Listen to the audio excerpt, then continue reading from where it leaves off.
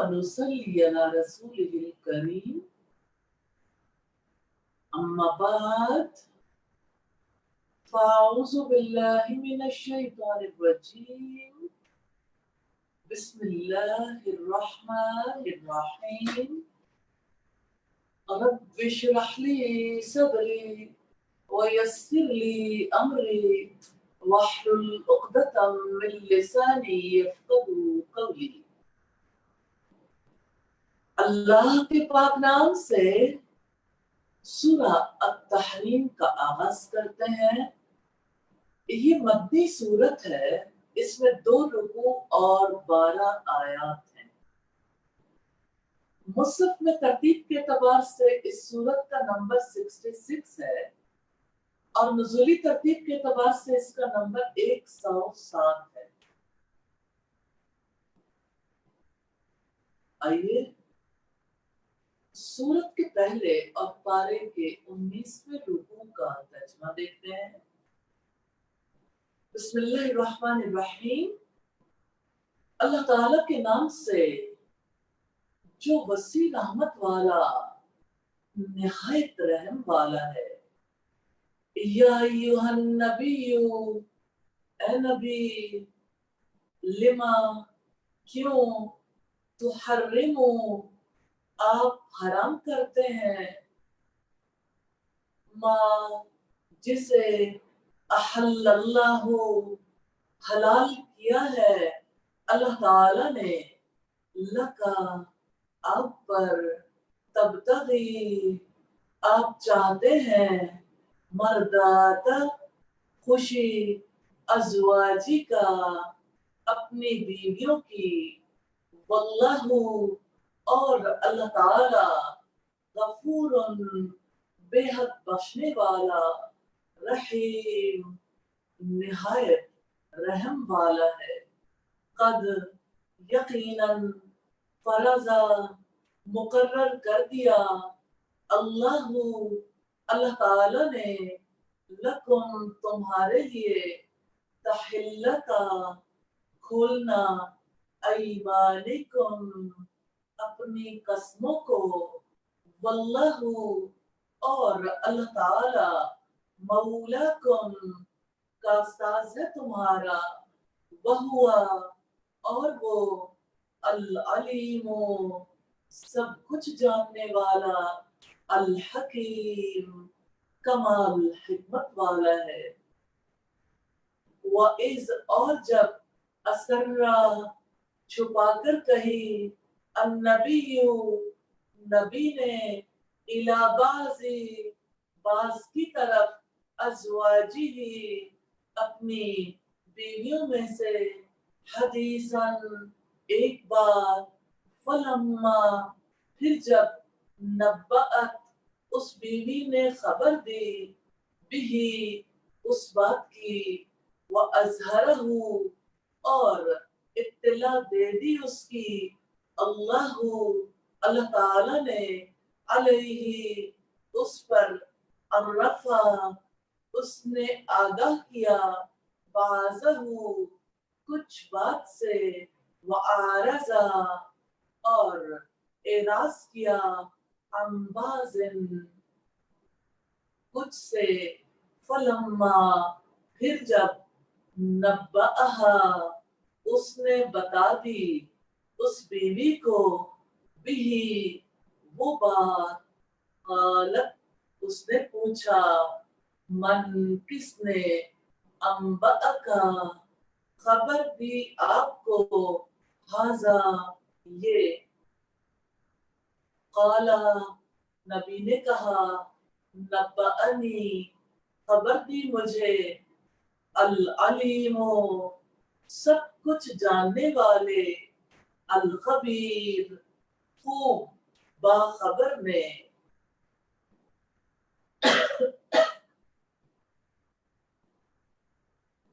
ان، اگر، تتوبا، تم دونوں توبہ کرو، اللہ، اللہ تعالی کی طرف، فقد، تو یقیناً، سغت، ہٹ گئے ہیں، قلوبکما، تم دونوں کے دل وَإِن اور اگر تظاہرا تم ایک دوسرے کی مدد کرو گی علیہ اس کے خلاف فَإِنَّ اللَّهَ تو یقیناً اللہ تعالی ہوا وہ مولا ہو مددگار ہے اس کا وجبریل اور جبرائیل وصالح اور نیک المؤمنین مومن والملائکۃ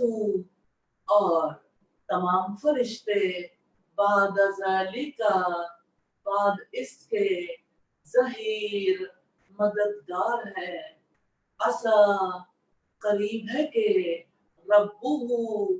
رب اس کا ان اگر طلقکن وہ طلاق دے تمہیں ان یہ کہ یبدلہ بدلے میں دے اس کو ازواجن بیویاں خیرن بہتر من کننا تم سے مسلمات اسلام والیاں مؤمنات ایمان والیاں قانتات اطاعت کرنے والیاں طائبات توبہ کرنے والیاں عابدات عبادت کرنے والیاں سائحات روزہ دار سیبات بیوہ و ابکارا اور کنواریاں یا ایھا الذین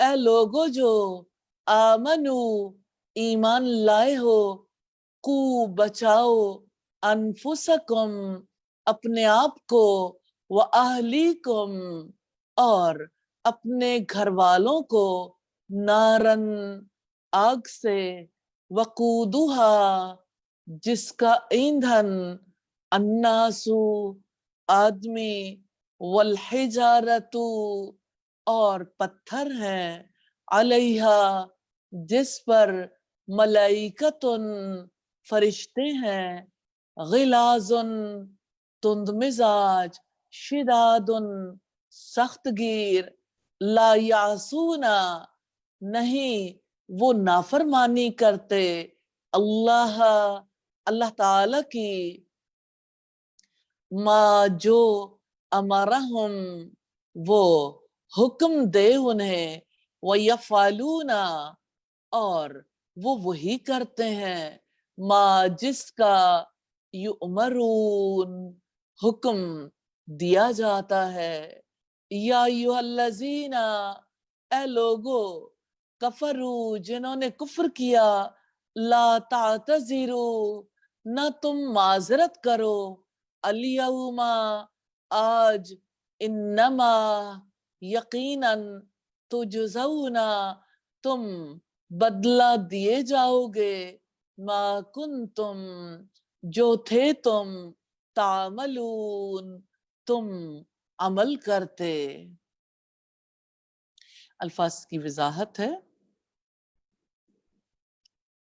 تحرم آپ حرام کرتے ہیں ہا را میم سے ہے احلا حلال کیا ہے ہا لام لام سے تحلت کھولنا ہا لام لام سے وَأَزْهَرَهُ اور اطلاع دے دی اس کی زوئے ہارا سے سغت ہٹ گئے ہیں صاد غین واو سے تظاہرا تم ایک دوسرے کی مدد کرو گی زوئے ہارا سے کو بچاؤ واو قاف یا سے وقودھا جس کا ایندھن واو قاف دال سے غلاظن تند مزاج غین لام زوئے سے شدادن سخت گیر شین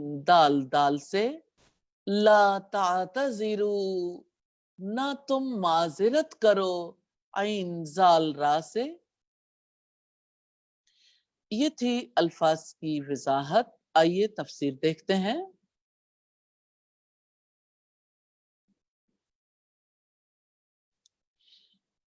بسم اللہ الرحمن الرحیم۔ یا ایھا النبی لم تحرم ما احل اللہ لک تبتغی مرضات ازواجک واللہ غفور الرحیم۔ اے نبی، آپ اس چیز کو حرام کیوں کرتے ہیں جسے اللہ تعالیٰ نے آپ پر حلال کیا ہے؟ آپ اپنی بیویوں کی خوشی چاہتے ہیں اور اللہ تعالیٰ بے حد بخشنے والا، نہایت رحم والا ہے۔ حلال کو حرام قرار دینے پر اللہ تعالیٰ نے اپنے نبی سے خفگی کا اظہار کیا۔ یا ایھا النبی، اے نبی، یہ رب العزت کی جانب سے اپنے نبی محمد صلی اللہ علیہ وسلم پر عتاب ہے، یعنی اے وہ ہستی جسے اللہ تعالیٰ نے اپنی نبوت کے لیے منتخب فرمایا۔ لما تحرم ما احل اللہ لک، آپ اس چیز کو حرام کیوں کرتے ہیں جسے اللہ تعالیٰ نے آپ پر حلال کیا ہے؟ آپ ان پاک چیزوں کو اپنے اوپر کیوں حرام کرتے ہیں؟ کیونکہ پاک چیزوں کو اللہ تعالیٰ نے حلال ٹھہرایا ہے۔ اس کے پیچھے دو اہم واقعات ہیں۔ ایک تو یہ کہ نبی صلی اللہ علیہ وسلم سیدہ زینب بنت جوہش کے یہاں نسبتاً زیادہ ٹھہرتے تھے اور وہاں شہد کا مشروب پیتے تھے۔ معمول سے زیادہ دیر تک ٹھہرنے سے روکنے کے لیے سیدہ عائشہ اور سیدہ حفصہ رضی اللہ تعالی عنہما نے ایک سکیم تیار کی کہ جب رسول اللہ تشریف لائیں گے تو وہ ان سے کہیں گی کہ آپ کے منہ سے مغافیر کی بو آ رہی ہے۔ مغافیر ایسا پھول ہے جس میں بساند ہوتی ہے۔ انہوں نے ایسا ہی کیا۔ آپ نے فرمایا میں نے سیدہ زینب کے گھر صرف شہد پیا ہے، اب میں قسم کھاتا ہوں کہ یہ نہیں پیوں گا، لیکن یہ بات تم کسی کو نہ بتانا۔ اس واقعے میں چونکہ رسول اللہ نے اپنے اوپر شہد کو حرام قرار دے لیا تھا، اس لیے اللہ تعالیٰ نے ناراضگی کا اظہار کیا ہے۔ بخاری کی 4912 نمبر روایت۔ دوسرا واقعہ جس کو امام البانی رحمہ اللہ نے صحیح قرار دیا ہے، نبی صلی اللہ علیہ وسلم کی ایک لونڈی تھی جسے آپ نے اپنے اوپر حرام قرار دے لیا تھا، وہ سیدہ ماریہ قبطیہ تھی۔ ایک مرتبہ ایسا ہوا کہ وہ رسول اللہ کی موجودگی میں سیدہ حفصہ کے گھر آئیں جبکہ وہ موجود نہیں تھیں۔ اتفاق سے ان کی موجودگی میں سیدہ حفصہ آ گئیں۔ ان کو سیدہ ماریہ کا رسول اللہ کے ساتھ اپنے گھر میں خلوت میں وقت گزارنا ناگوار گزرا۔ اللہ کے رسول نے بھی اسے محسوس کر لیا۔ اس پر آپ نے سیدہ حفصہ رضی اللہ تعالی عنہا کو راضی کرنے کے لیے قسم کھا کر سیدہ ماریہ کو اپنے اوپر حرام کر لیا، اور سیدہ حفصہ کو یہ تاکید کی یہ بات کسی کو نہ بتانا، مگر انہوں نے سیدہ عائشہ کے سامنے اس کا ذکر کیا۔ اس کی اللہ تعالیٰ نے وحی کے ذریعے آپ کو اطلاع دی۔ تو یوں ہمیں پتہ چلتا ہے انسان ہونے کے اثرات آپ کی زندگی پر مرتب ہو رہے تھے، کیونکہ آپ پر جب آپ کی بیویوں نے پریشر ڈالا تو آپ پریشرائزڈ ہوئے تھے۔ اللہ تعالیٰ نے اسی پر آپ صلی اللہ علیہ وسلم کو تنبیہ کی ہے، اور آپ صلی اللہ علیہ وسلم کو مخاطب کیا، یا ایھا النبی، اے نبی۔ یہ آپ کی عزت ہے، توقیر ہے، آپ کے مقام بلند کے اعتبار سے ہے۔ آپ کو آپ کے نام سے قرآن مجید میں نہیں پکارا گیا، جیسے اللہ تعالیٰ نے فرمایا یا ابراہیم، یا نوح، یا عیسیٰ ابن مریم۔ آپ کے لیے نبوت اور رسالت کا لفظ خاص کیا ہے۔ یہ نبی صلی اللہ علیہ وسلم کے انبیاء اور مرسلین پر افضل ہونے کی عظیم دلیل ہے۔ یہ صفت التفاسیر کی روایت ہے، والیوم 3 ہے، پیج 383۔ کتنی گہری بات ہے۔ تبتغی مرضات ازواجک، آپ اپنی بیویوں کی خوشی چاہتے ہیں، اس تحریم کے ذریعے سے آپ اپنی ازواج مطہرات کی دلجوئی کرنا چاہتے ہیں۔ اللہ تعالیٰ نے رسول اللہ کے اپنے اوپر حرام ٹھہرانے کے پیچھے کام کرنے والے جذبے کو واضح کیا۔ سوال یہ کیا ہے کہ کیا آپ اپنی بیویوں کی رضامندی چاہتے ہیں؟ اللہ تعالیٰ کا تو انسان سے مطالبہ ہے کہ انسان اللہ کی رضا کے لیے جیے۔ واللہ غفور الرحیم، اور اللہ تعالیٰ بے حد بخشنے والا، نہایت رحم والا ہے۔ اللہ تعالیٰ نے اپنے نبی کو بخش دیا، وہ بے حد رحم والا ہے۔ اس نے اپنے رسول پر رحم فرمایا اور ان سے ملامت کو دور کر دیا۔ اب سے ہونے والی غلطی کو ساری امت کے لیے ایک عام حکم کی تشریح کا سبب بنا دیا، تو اللہ تعالیٰ نے تمام قسموں کے لیے عام حکم جاری فرما دیا۔ اللہ تعالیٰ نے اپنی صفات غفور اور رحیم کا شعور دلایا ہے۔ نبی صلی اللہ علیہ وسلم کے حلال چیز کو حرام ٹھہرانے پر اپنی بخشش کا شعور دلایا ہے کہ وہ غفور ہے، بخشنے والا ہے، اس کی مغفرت انسانوں کی غلطیوں کو ڈھانپ لیتی ہے۔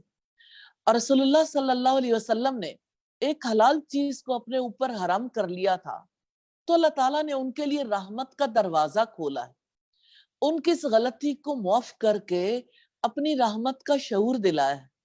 اس آیت سے حلال و حرام کے بارے میں یہ واضح ہوتا ہے کہ اللہ تعالیٰ کی حلال کردہ چیز کو حرام کرنے کا اختیار کسی کے پاس نہیں، حتیٰ کہ اللہ تعالیٰ نے یہ اختیار اپنے رسول کو بھی نہیں دیا۔ قد فرض اللہ لکم تحلت ایمانکم واللہ مولاکم وہو العلیم الحکیم، یقیناً اللہ تعالیٰ نے تمہارے لیے اپنی قسموں کو کھولنا مقرر کر دیا ہے، اور اللہ تعالیٰ تمہارا کارساز ہے، اور وہ سب کچھ جاننے والا، کمال حکمت والا ہے۔ قسم توڑنے کے طریقے کی وضاحت ہے۔ قد فرض اللہ لکم تحلت ایمانکم، یقیناً اللہ تعالیٰ نے تمہارے لیے اپنی قسموں کو کھولنا مقرر کر دیا ہے، یعنی وہ طریقہ اللہ تعالیٰ نے مقرر کر دیا جس کے ذریعے قسم کو توڑنے سے پہلے ہی اس سے نکلا جا سکے۔ رب العزت نے قسم توڑنے کا کفارہ بتایا جس کو قسم توڑنے کے بعد ضرور ادا کریں گے۔ یہ حکم سورہ المائدہ کی آیت نمبر 89 میں آیا ہے، اور وہ حکم کیا ہے؟ 10 مسکینوں کو اوسط درجے کا کھانا کھلانا ہے جو تم اپنے اہل و عیال کو کھلاتے ہو، یا انہیں کپڑے پہنانا ہے، یا ایک غلام آزاد کرنا ہے، اور جو یہ نہ پائے تو 3 دن کے روزے رکھنا ہے۔ یہ تمہاری قسموں کا کفارہ ہے جب تم قسم کھا بیٹھو، اور اپنی قسموں کی حفاظت کرو۔ اس طرح اللہ تعالیٰ اپنے احکامات تمہارے لیے بیان کرتا ہے تاکہ تم شکر ادا کرو۔ یہ سورہ المائدہ کی آیت نمبر 89 ہے۔ تو جو شخص کسی حلال کھانے، مشروب وغیرہ کو حرام ٹھہرائے، یا کسی کام کے کرنے یا چھوڑنے پر اللہ کی قسم کھائے، پھر وہ قسم توڑنے کا ارادہ کرے یا توڑ ڈالے، تو اس پر آیت میں ذکر کردہ کفارے کی ادائیگی واجب ہے۔ سیدنا عمر یا سیدنا ابن عباس فرماتے ہیں کہ نبی صلی اللہ علیہ وسلم نے کفارہ ادا کیا اور سیدہ ماریہ سے تعلق قائم رکھا۔ واللہ مولاکم، اور اللہ تعالیٰ تمہارا کارساز ہے، تمہارے امور کا نگہبان ہے، تمہارے دشمنوں کے مقابلے میں تمہاری مدد کرتا ہے، تمہارے لیے دنیا اور آخرت کی فلاح کے راستے آسان کرتا ہے، اور تمہارے لیے ہدایت کے راستے کو روشن کرتا ہے جس میں تمہارے لیے دنیا اور آخرت کی سعادت ہے۔ تو اللہ تعالیٰ تمہارے امور کی سرپرستی کرنے والا اور تمہارے دین اور دنیا کے امور میں تمہاری بہترین طریقے سے تربیت کرنے والا ہے، جس کے سبب سے تم سے شر دور ہوتا ہے۔ اس نے تمہاری قسمیں حلال کرنے کے لیے تمہارے لیے ایک طریقہ مقرر فرمایا تاکہ تم پر جو ذمہ داری ہے وہ پوری ہو جائے۔ وَهُوَ الْعَلِيمُ الْحَكِيمُ، اور وہ سب کچھ جاننے والا، کمال حکمت والا ہے۔ اس کا فرمان ہے قَدْ فَرَضَ اللَّهُ لَكُمْ تَحِلَّةَ أَيْمَانِكُمْ، یعنی اس نے تمہارے لیے بیان کر دیا ہے یا واضح کر دیا ہے کہ تم اپنی قسموں سے کیسے نکلو گے۔ وَاللَّهُ مَوْلَاكُمْ، اور اللہ تعالیٰ تمہارا مولا ہے۔ اے ایمان والو، وہ تمہاری نصرت کرتا ہے۔ وَهُوَ الْعَلِيمُ، اور وہ سب کچھ جاننے والا ہے، تمہاری مصلحتوں کو، ضروریات کو جانتا ہے۔ اور وہ الحکیم ہے، تمہارے بارے میں اپنی تدبیر میں صاحب حکمت ہے، اور جس کو وہ بہتر سمجھتا ہے تم سے دور کر دیتا ہے۔ اللہ تعالیٰ نے اپنی صفات علیم اور حکیم کا شعور دلایا ہے، تو جو قوانین وہ دیتا ہے اپنے علم کی وجہ سے دیتا ہے، یقیناً وہ علیم ہے، اور جن پر عمل پیرا ہوا جا سکتا ہے وہی احکامات دیتا ہے۔ یقیناً وہ حکیم ہے جس کے احکامات حکمت سے خالی نہیں ہوتے۔ آیت نمبر 3 ہے وَإِذْ أَسَرَّ النَّبِيُّ إِلَى بَعْضِ أَزْوَاجِهِ حَدِيثًا فَلَمَّا نَبَّأَتْ بِهِ وَأَظْهَرَهُ اللَّهُ عَلَيْهِ عَرَّفَ بَعْضَهُ وَأَعْرَضَ عَنْ بَعْضٍ فَلَمَّا نَبَّأَهَا بِهِ قَالَتْ مَنْ أَنْبَأَكَ هَذَا قَالَ نَبَّأَنِيَ الْعَلِيمُ الْخَبِيرُ۔ اور جب نبی نے ایک بات اپنی کسی بیوی سے چھپا کر کہی، پھر جب اس نے اس بات کی خبر دے دی اور اللہ تعالیٰ نے نبی کو اس کی اطلاع دے دی، تو نبی نے کچھ بات سے آگاہ کیا اور کچھ سے اعراض کیا۔ پھر جب نبی نے اسے یہ بات بتائی تو اس نے پوچھا آپ کو کس نے یہ خبر دی ہے؟ نبی نے کہا مجھے اس نے خبر دی ہے جو سب کچھ جاننے والا، خوب باخبر ہے۔ رسول اللہ صلی اللہ علیہ وسلم نے پوشیدہ بات اپنی ازواج مطہرات میں سے سیدہ حفصہ کو بتائی تھی۔ وَإِذْ أَسَرَّ النَّبِيُّ إِلَى بَعْضِ أَزْوَاجِهِ حَدِيثًا، اور جب نبی صلی اللہ علیہ وسلم نے ایک بات اپنی کسی بیوی سے چھپا کر کہی، وہ حفصہ بنت عمر رضی اللہ تعالی عنہما ہے۔ جب نبی صلی اللہ علیہ وسلم نے فرمایا کہ میں نے فلاں عورت کو حرام کر لیا، اب اس سے کسی قسم کا تعلق نہیں رکھوں گا، اور ان سے نبی صلی اللہ علیہ وسلم نے مطالبہ کیا وہ اس راز کو چھپائیں گی، تو انہوں نے سیدہ عائشہ کو یہ بات بتا دی۔ فَلَمَّا نَبَّأَتْ بِهِ، پھر جب اس نے بات کی خبر دے دی، یعنی جب سیدہ حفصہ نے سیدہ عائشہ کو بات بتا دی، وَأَظْهَرَهُ اللَّهُ عَلَيْهِ، اور اللہ تعالیٰ نے نبی کو اس کی اطلاع دے دی، آگاہ کر دیا نبی صلی اللہ علیہ وسلم کو، جو سیدہ حفصہ نے سیدہ عائشہ کو بات بتائی تھی، عرف بعضہ وعارض عن بعض، تو نبی نے کچھ بات سے آگاہ کیا اور کچھ سے اعراض کیا، یعنی اپنے عفو درگزر اور حلم و کرم کی بنا پر وہ بات جو سیدہ حفصہ نے افشا کی تھی اس میں سے کچھ حصہ سیدہ حفصہ کو بتا دیا، لیکن کچھ سے کنارہ کشی اختیار کی۔ فَلَمَّا نَبَّأَهَا بِهِ قَالَتْ مَنْ أَنْبَأَكَ هَذَا، پھر جب نبی نے اسے یہ بات بتائی تو اس نے پوچھا آپ کو کس نے یہ خبر دی ہے؟ جب نبی صلی اللہ علیہ وسلم نے وہ خبر جو سیدہ حفصہ نے بتا دی تھی اس کے بارے میں انہیں آگاہ کیا تو انہوں نے کہا آپ کو اس خبر سے کس نے آگاہ کیا جبکہ وہ ہم سے باہر نہیں نکلی؟ قال نبأنی العلیم الخبیر، نبی صلی اللہ علیہ وسلم نے کہا مجھے اس نے خبر دی ہے جو سب کچھ جاننے والا خوب باخبر ہے، یعنی جس سے کوئی چیز چھپی نہیں، جسے سب خبر ہے، جو سب رازوں سے واقف ہے، جو چھپی ہوئی چیزوں کا علم رکھنے والا ہے۔ سیدنا ابن زید کا قول ہے اس آیت کے بارے میں کہ صاحب معاملہ کو اس بارے میں ذرا بھی شک نہ ہوا کہ اسے اس بارے میں خبر مل گئی ہے۔ جب آگاہ کیا گیا حیرانگی سے سوال کیا کس نے خبر دی ہے؟ آپ نے فرمایا مجھے ہر چیز کا علم رکھنے والے اور ہر چیز کی خبر رکھنے والے نے بتایا۔ رسول اللہ صلی اللہ علیہ وسلم کو علیم و خبیر نے خبر دی جبکہ اس کا تذکرہ قرآن مجید میں نہیں۔ اس سے پتہ چلتا ہے کہ رسول اللہ پر قرآن مجید کے علاوہ بھی وحی نازل ہوتی تھی۔ اللہ تعالیٰ نے اپنی صفات علیم و خبیر کا شعور دلایا ہے، راز کی بات سے اپنے علیم ہونے کا شعور دلایا ہے، جو بات کسی دوسرے تک اس وقت تک نہیں پہنچ سکتی جب تک کہ وہ اطلاع نہ دے جو جانتا ہو۔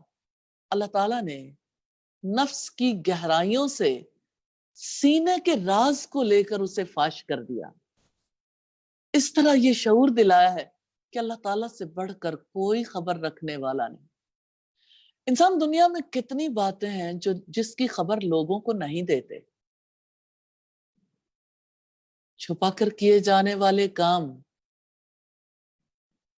کیسے اللہ تعالیٰ ان چیزوں کو کھول دیتا ہے۔ اللہ تعالیٰ نے احساس دلایا کہ ایسی غلطیاں تبھی ہوتی ہیں جب اللہ تعالیٰ کے علم اور اس کی خبر سے انسان غافل ہو جائے۔ آیت نمبر 4 ہے ان تتوبا الی اللہ فقد صغت قلوبکما وان تظاہرا علیہ فان اللہ هو مولاه وجبریل وصالح المؤمنین والملائکۃ بعد ذلک ظہیر۔ اگر تم دونوں اللہ تعالیٰ کی طرف توبہ کرو کہ یقیناً تمہارے دل راہ راست سے ہٹ گئے ہیں، اور اگر تم دونوں نبی کے خلاف ایک دوسرے کی مدد کرو گی تو یقیناً اللہ تعالیٰ اس کا مددگار ہے، اور جبرائیل اور نیک مومنین اور اس کے بعد تمام فرشتے اس کے مددگار ہیں۔ اللہ تعالیٰ نے ازواج مطہرات کو توبہ کا حکم دیا اور یہ کہا کہ تمہارے دل راہ راست سے ہٹ گئے ہیں، یعنی دونوں سے مراد سیدہ حفصہ اور سیدہ عائشہ ہے کہ اس پر اللہ تعالیٰ سے توبہ کر لو گی ایسی بات پر جن سے تمہارے دل منحرف ہوئے، یعنی ورع، تقوی سے اگلی سٹیج ہے، اور نبی صلی اللہ علیہ وسلم کا ادب اور احترام، اور یہ کہ وہ آپ کی مخالفت نہیں کریں گی۔ ان دونوں نے ہی نبی صلی اللہ علیہ وسلم کو ابھارا تھا اور آپ نے اپنے اوپر اس چیز کو حرام ٹھہرا لیا تھا جو آپ کو پسند تھی۔ ان دونوں کے اس طرز عمل کی وجہ سے اللہ رب العزت نے ازواج مطہرات پر عطاب فرمایا اور ان دونوں کے سامنے توبہ پیش کی۔ ازواج مطہرات کو بڑی خوفناک تنبیہ کی گئی، وَإِن تَظَاهَرَ عَلَيْهِ، اور اگر تم دونوں نبی کے خلاف ایک دوسرے کی مدد کرو گی، یعنی ایسے کام پر ایک دوسرے سے تعاون کرو گی جو آپ صلی اللہ علیہ وسلم پر گراں گزرتا ہے، اور یہ رویہ قائم رہا، فَإِنَّ اللَّهَ هُوَ مَوْلَاهُ وَجِبْرِيلُ، تو یقیناً اللہ تعالیٰ اس کا مددگار ہے، اور جبرائیل۔ نبی صلی اللہ علیہ وسلم کی یہ سب سے بڑی فضیلت ہے کہ اللہ تعالیٰ نے اپنے آپ کو اور جبریل علیہ السلام کو نبی صلی اللہ علیہ وسلم کا مددگار قرار دیا۔ وَصَالِحُ الْمُؤْمِنِينَ، اور نیک مومن۔ سیدہ قتادہ کا قول ہے صالح المؤمنین سے مراد انبیاء کرام ہیں۔ سیدنا ذہب کہتے ہیں صالح المؤمنین سے مراد مومنین اور بہترین मोमिनीन में से सईदना अबू बकर और सईदना उमर मुराद हैं, यानी मोमिनों में से ज्यादा बेहतर है। सईदना जाबिर कहते हैं सालिहुल मोमिनीन से मुराद सईदना अबू बकर और सईदना उमर हैं। वल मलाइकतु बाद ज़ालिका ज़हीर, और इसके बाद तमाम फरिश्ते उसके मददगार हैं, यानी फरिश्ते जिब्राइल अलैहिस्सलाम और साले मोमिनीन नबी करीम सल्लल्लाहु अलैहि वसल्लम के मददगार हैं। अगर कोई नबी के बारे में बुरा सोचे या अजियत पहुंचाने की कोशिश करे तो ये मदद और नुसरत के लिए तैयार हैं।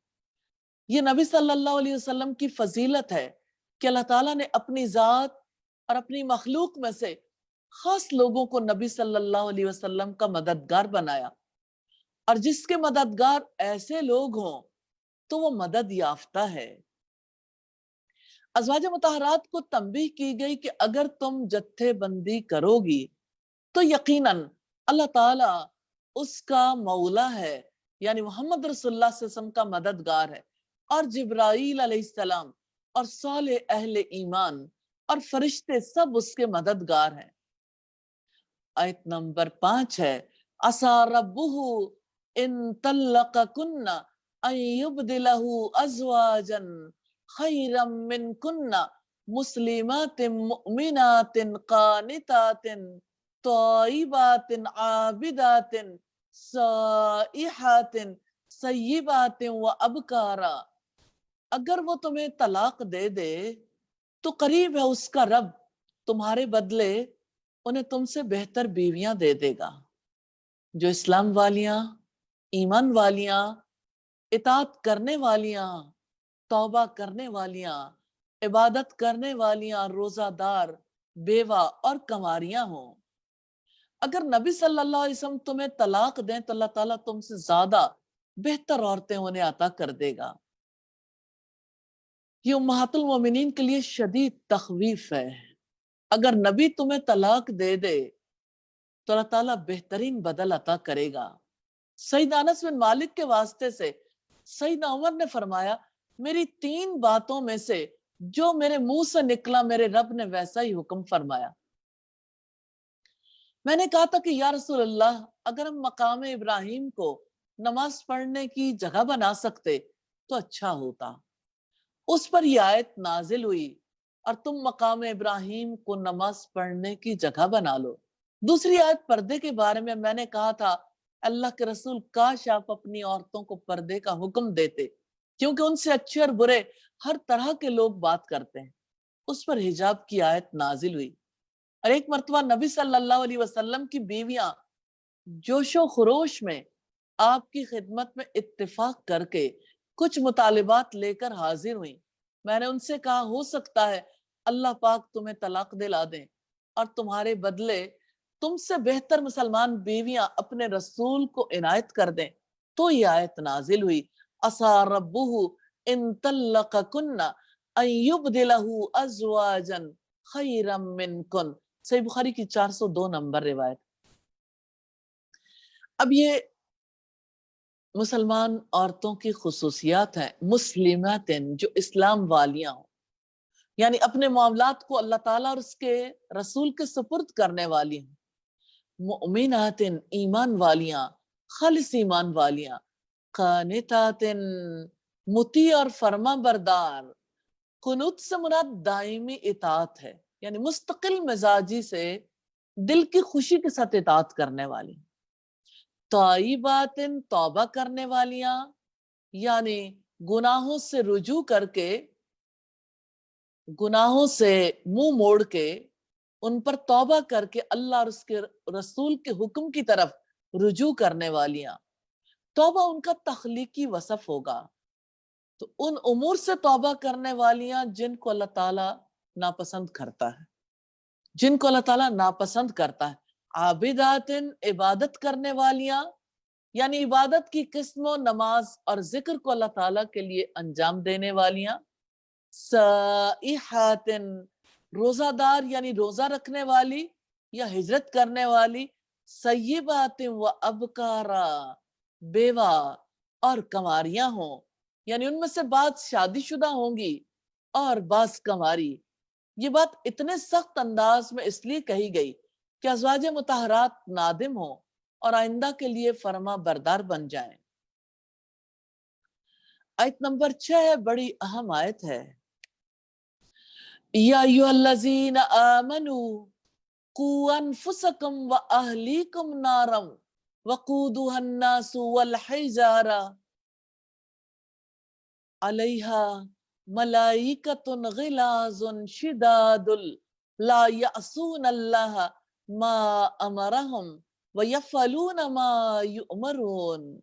اے لوگو جو ایمان لائے ہو، اپنے آپ کو اور اپنے گھر والوں کو آگ سے بچاؤ جس کا ایندھن آدمی اور پتھر ہیں، جس پر تند مزاج سخت گیر فرشتے مقرر ہیں جو اللہ تعالیٰ کی نافرمانی نہیں کرتے اور انہیں جو حکم دیا جاتا ہے وہی کرتے ہیں. اللہ رب العزت نے اہل خاندان کو ادب اور دین کی تعلیم دینے کا حکم دیا ہے. یا ایھا الذین آمنوا، اے لوگو جو ایمان لائے ہو، جنہوں نے اللہ تعالیٰ اور اس کے رسول کی تصدیق کی ہے. قوا انفسکم، اپنے آپ کو بچاؤ، اپنے نفس کو اللہ تعالیٰ کے نواہی سے بچاؤ. ایسے کاموں سے توبہ کر لو جن سے اللہ تعالیٰ ناراض ہوتا ہے، جن کی وجہ سے وہ عذاب دیتا ہے، اور نفس کو اللہ تعالیٰ کی اطاعت اور اس کے احکامات پر عمل پیرا ہونے کا عادی بنائیں. وَأَهْلِيكُمْ نَارًا، اور اپنے گھر والوں کو آگ سے بچاؤ. کیسے بچائیں؟ اپنے گھر والوں کو ادب اور علم سکھائیں، ان کو اللہ تعالیٰ کے احکامات کی تعمیل کے لیے کنڈیشنڈ کریں، تیار کریں. اور حقیقت یہ کہ انسان تبھی محفوظ ہوتا ہے جب وہ اپنے بارے میں اور ان لوگوں کے بارے میں جو اس کی کسٹڈی میں ہوں، اس کی زیر نگرانی، اس کے تصرف میں ہوں، اللہ تعالیٰ کے اوامر کی تعمیل کرتا ہے، یعنی ان پر اور خود پر اللہ تعالیٰ کے حق کو تسلیم کرتا ہے. رب العزت نے فرمایا وَأْمُرْ أَهْلَكَ بِالصَّلَاةِ وَاسْتَبِرْ عَلَيْهَا، اور آپ اپنے گھر والوں کو نماز کا حکم دیں اور خود بھی خوب پابند رہیں. سورۃ طٰہٰ کی آیت نمبر 132 ہے. اور فرمایا وَأَنذِرْ عَشِيرَتَكَ الْأَقْرَبِينَ، اور آپ اپنے قریبی رشتہ داروں کو ڈرائیں. سیدنا عبداللہ بن عمر سے روایت ہے کہ رسول اللہ نے فرمایا کلکم رائن وکلکم مسئول عن رعیتہ، آگاہ ہو جاؤ تم میں سے ہر ایک رائی ہے، نگہبان ہے، ہر ایک سے اس کی رعایا کے بارے میں سوال کیا جائے گا. امام لوگوں پر نگہبان ہے، یعنی امیر المومنین، اور اس سے اس کی رعایا کے بارے میں سوال ہوگا. مرد اپنے گھر والوں کا نگہبان ہے اور اس سے اس کی رعایا کے بارے میں سوال ہوگا. عورت اپنے شوہر کے گھر والوں اور اس کے بچوں کی نگہبان ہے، اس سے ان کے بارے میں سوال ہوگا. کسی شخص کا غلام اپنے سردار کے مال کا نگہبان ہے، اس سے اس کے بارے میں سوال ہوگا. آگاہ ہو جاؤ کلکم رائن، تم میں سے ہر ایک نگہبان ہے اور ہر ایک سے اس کی رعایا کے بارے میں پوچھ گچھ ہوگی. بخاری کی 7138، مسلم کی 4724 نمبر روایت. پریکٹیکلی دیکھیں تو ہمیں بہت مثالیں ملتی ہیں. سیدنا ابو ہریرہ بیان کرتے ہیں سیدنا حسن بن علی نے صدقے کی کھجوروں میں سے ایک کھجور لے کر اپنے منہ میں ڈال دی تو رسول اللہ نے فرمایا تھو تھو، تاکہ وہ بچہ اس کھجور کو پھینک دے. پھر فرمایا کیا تمہیں معلوم نہیں صدقے کی چیز نہیں کھاتے؟ بخاری کی 1491 نمبر روایت. سیدنا عمر بن ابو سلمہ سے روایت ہے، فرماتے ہیں کہ میں اللہ کے رسول کی گود میں تھا اور میرا ہاتھ پورے پیالے میں گھومتا تھا. آپ نے مجھ سے کہا یا غلام سم اللہ، اے لڑکے اللہ کا نام لو. وَكُلْ بِيَمِينِكَ، اپنے دائیں ہاتھ سے کھاؤ. وَكُلْ مِمَّا يَلِيكَ، اور اپنے سامنے سے کھاؤ. چنانچہ اس کے بعد میرے کھانے کا طریقہ ہمیشہ یہی رہا. یہ ہے تربیت. بخاری کی 5376 نمبر روایت. سیدنا صبرہ بیان کرتے ہیں کہ رسول اللہ نے فرمایا جب بچہ 7 سال کا ہو جائے اسے نماز کا حکم دو، جب 10 سال کا ہو جائے نماز نہ پڑھے تو اسے نماز نہ پڑھنے پر مارو. ابو داؤد کی 494 نمبر روایت.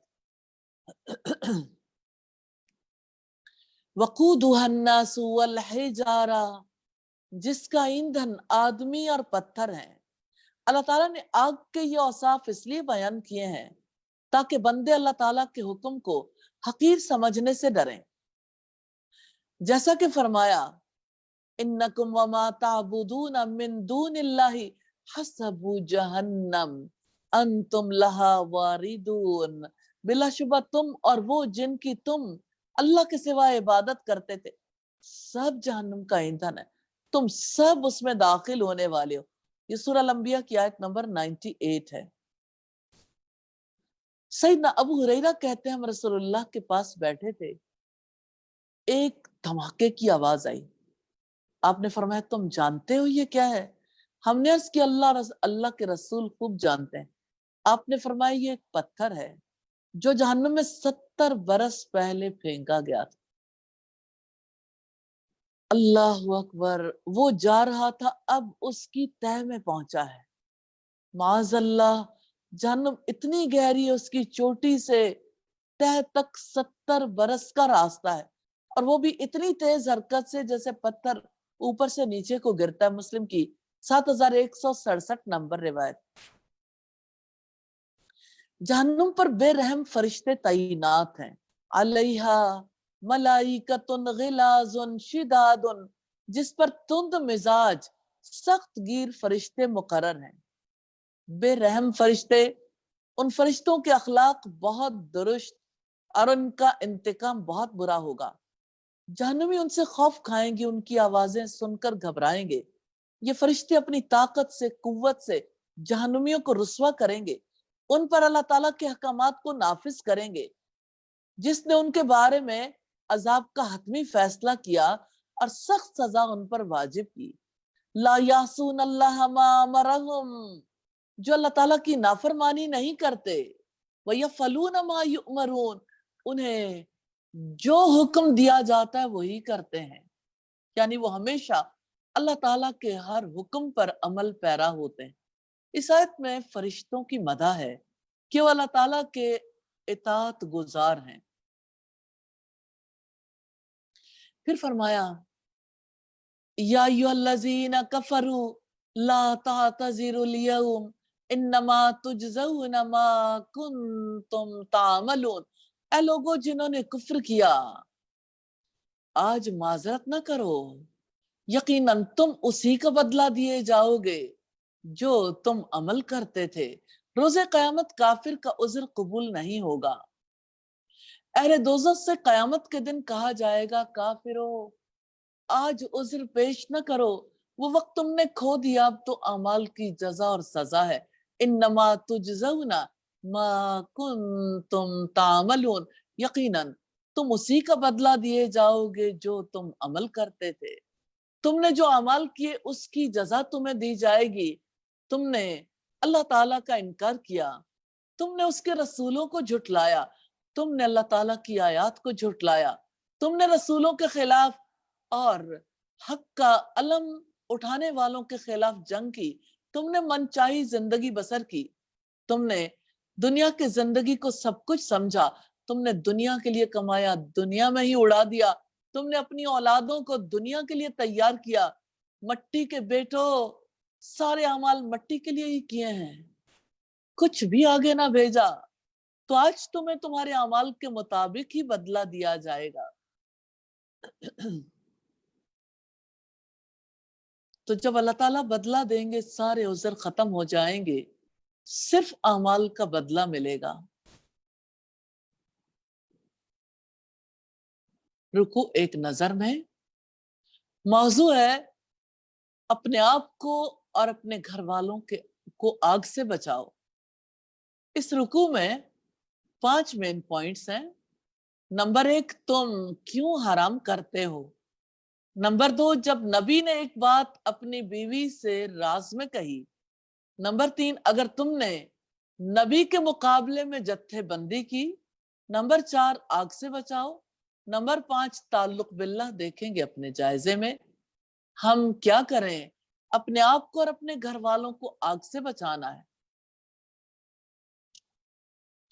अपना जायजा लेना है। क्या मेरे दिल को यकीन है अल्लाह ताला की हलाल करदा चीज को कोई हराम नहीं कर सकता? अल्लाह ताला माफ करने वाला और रहम करने वाला है। अल्लाह ताला ने कस्मों की पाबंदी से निकलने का तरीका मुकर्रर कर दिया है। अल्लाह ताला हमारा मौला है। अल्लाह ताला अलीम व हकीम है। अल्लाह ताला सब कुछ जानता और बाखबर है। मकसद जिंदगी की बात है घर वालों को आग से बचाना। अल्लाह हमारा रब है, हमने देखा अपने जायजे में। रसूलुल्लाह हमारे रहनुमा है। रसूलुल्लाह ने दिल के राह रास्त से हट जाने की हकीकत वाजे की, फर्मा बरदार होने की हकीकत वाजे की, अपने घर वालों को आग से बचाने की हकीकत वाजे की। कामयाब लोगों के रवैये तौबा करना, मुसलमान होना, मोमिन होना, फर्मा बरदार होना, इबादत करना, अपने घर वालों को आग से बचाना। नाकाम लोगों के रवैये छुपा कर कही गई बात को जाहिर कर देना, दिल का राह रास्त से हट जाना, कुफ्र करना। आओ कुछ कर लें, अपने आप को और अपने घर वालों को आग से बचाना है। इंशाअल्लाह। मंजिल है कहाँ तेरी? क्या मैंने दिल के राह रास्त से हट जाने के असबाब को समझने का इरादा कर लिया है? क्या मैंने फर्मा बरदार होने की हकीकत को जानने का इरादा कर लिया है? क्या मैंने घर वालों को आग से बचाने का इरादा कर लिया है? इलाही सच्चे इरादे करने की तौफीक देना और इलाही अमले सवाले करने वालों में शामिल फरमाना।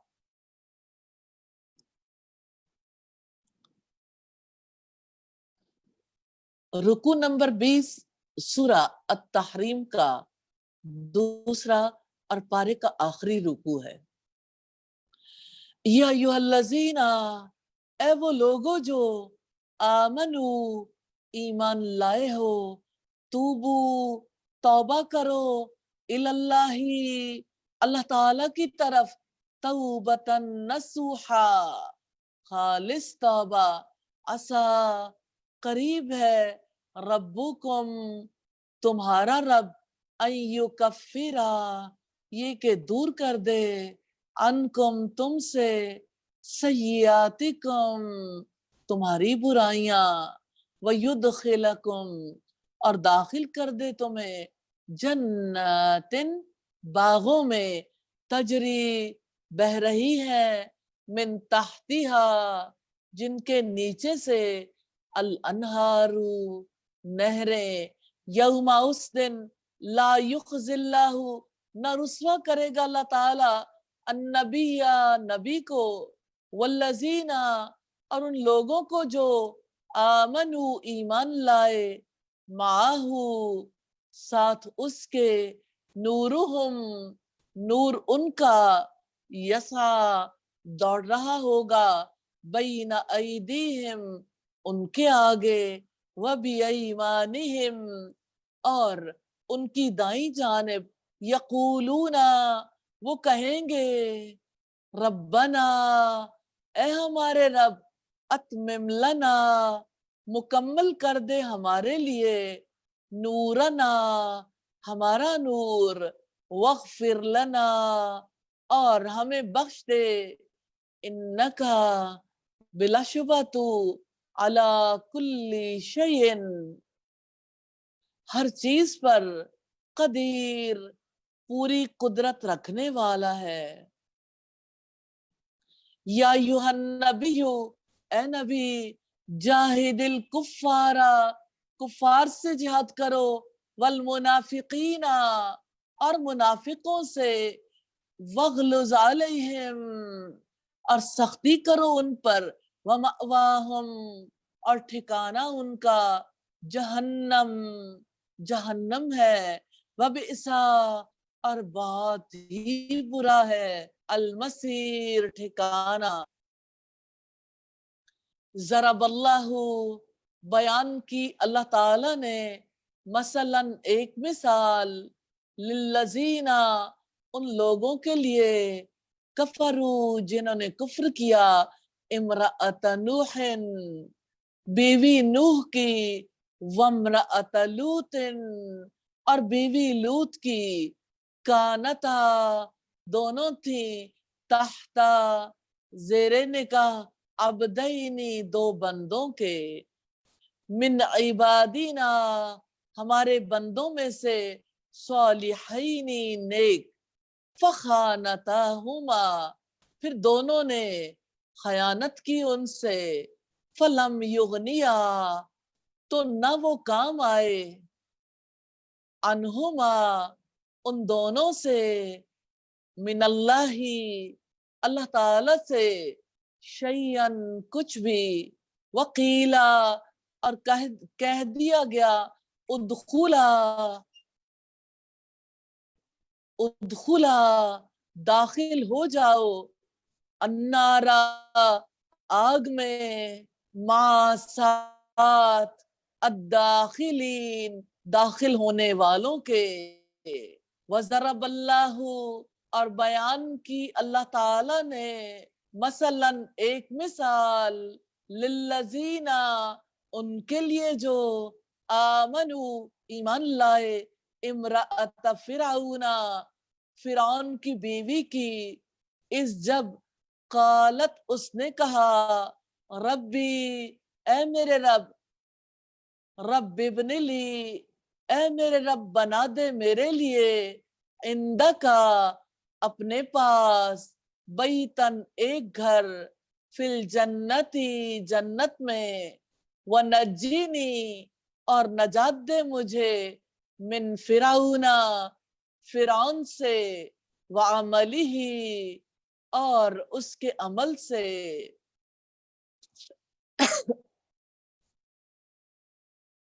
ونجینی اور نجات دے مجھے من القوم الظالمین ظالم لوگوں سے ومریم ابنت عمران اور مریم عمران کی بیٹی التی وہ جس نے احسنت حفاظت کی فرجہا اپنی شرمگاہ کی فنفخنا تو ہم نے پھونک دی فیہی اس میں من روحنا اپنی روح سے وصدقت اور اس نے تصدیق کی بکلماتی باتوں کی ربیہا اپنے رب کی وکتبہ اور اس کی کتابوں کی وکانت اور وہ تھی من القانتین فرما برداروں میں سے. الفاظ کی وضاحت ہے یکفرا دور کر دے کافارہ سے لا یخزی نہ رسوا کرے گا خازا یا سے اتمم مکمل کر دے تامیم میم سے احسنت حفاظت کی ہا سواد نون سے. یہ تھی الفاظ کی وضاحت.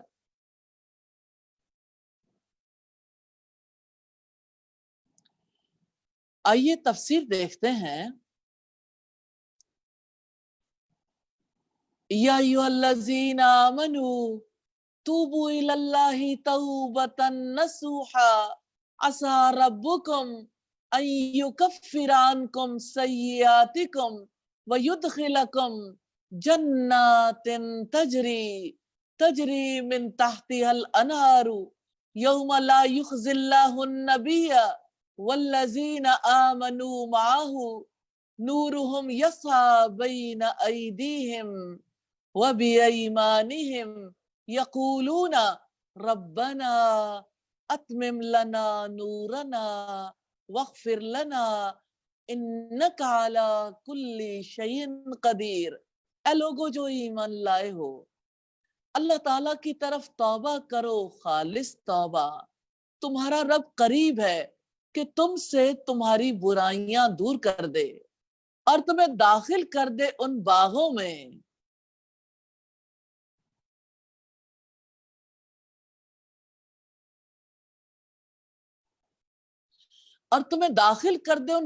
میں جن کے نیچے نہریں بہ رہی ہیں۔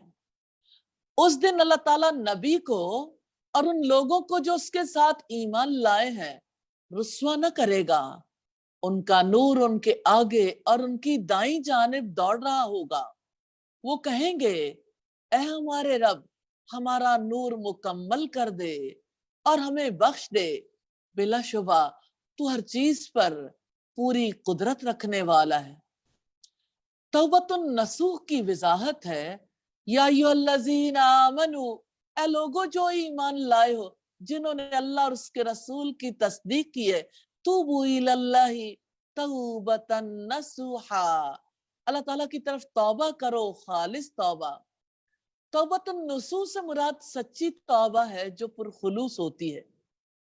توبہ مل کچل دور کر دیتی ہے۔ توبہ کرنے والے کی تمام برائیوں کو مٹا دیتی ہے، اور توبہ برائیوں کی عادات چھڑا دیتی ہے۔ خالص توبہ سے مراد وہ توبہ ہے جو ان تمام گناہوں کو شامل ہو جو بندے نے اللہ تعالیٰ کے حق میں کیے ہیں۔ اس توبہ سے اللہ تعالیٰ کی رضا اور اس کے قرب کے سوا کچھ مقصود نہ ہو، پھر بندہ ہر حال میں اس توبہ پر قائم رہے۔ خالص توبہ سے کیا مراد ہے؟ اپنے گناہ پر دل میں شدید ندامت محسوس کرنا، اللہ تعالیٰ کے سامنے ندامت اور شرمندگی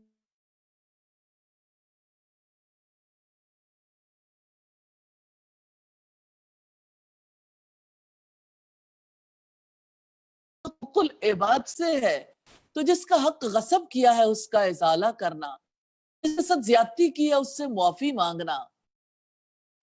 اللہ رب العزت نے اپنے بندوں کو خالص توبہ کے لیے پکارا ہے۔ خالص توبہ کوئی گناہ باقی نہیں رہنے دیتی۔ قتادہ رحمہ اللہ نے کہا کہ یہ سچی اور خالص توبہ ہے۔ ابن مردوہ نے کہا، سیدنا ابن عباس سے روایت کیا کہ خالص توبہ یہ ہے کہ بندے نے جو گناہ کیا ہے اس پر اسے ندامت ہو، پھر وہ اللہ تعالیٰ کے سامنے معذرت پیش کرے اور کہے آئندہ کبھی نہیں کرے گا، جیسے دودھ تھنوں میں واپس نہیں جاتا۔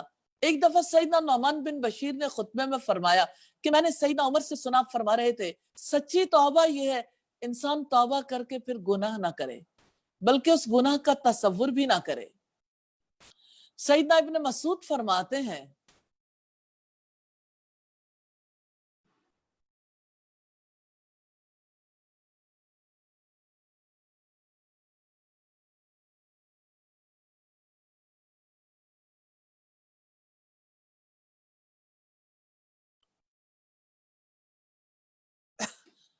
سیدنا ابن مسعود فرماتے ہیں گناہ سے توبہ یہ ہے کہ توبہ کے بعد کبھی گناہ نہ کیا جائے۔ سیدنا ابو ذر نے سیدنا ابی ابن کعب سے پوچھا سچی توبہ کیا ہے؟ فرمایا میں نے بھی رسول اللہ سے پوچھا تھا، فرمایا گناہ پر نادم ہونا، موجودہ زمانے میں اس سے رک جانا اور استغفار کرنا۔ سیدنا عبداللہ ابن مغفل فرماتے ہیں میں اپنے والد کے ساتھ سیدنا ابن مسعود کے پاس گیا، والد صاحب بولے کیا آپ نے نبی صلی اللہ علیہ وسلم سے سنا تھا کہ ندامت توبہ ہے؟ بولے ہاں۔